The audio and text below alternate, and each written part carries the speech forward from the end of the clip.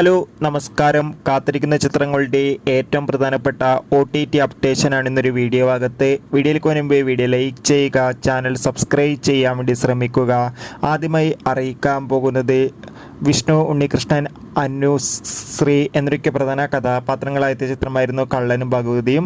ചിത്രം ഇപ്പോൾ മുതൽ ആമസോൺ പ്രൈം വീഡിയോസ് എന്ന OTT പ്ലാറ്റ്ഫോമിലൂടെ OTT റിലീസ് ചെയ്തിരിക്കുകയാണ്. ചാക്കോച്ചൻ, സുരാജ് എന്നൊക്കെ പ്രധാന കഥാപാത്രങ്ങളായ ചിത്രമായിരുന്നു ഗിർ.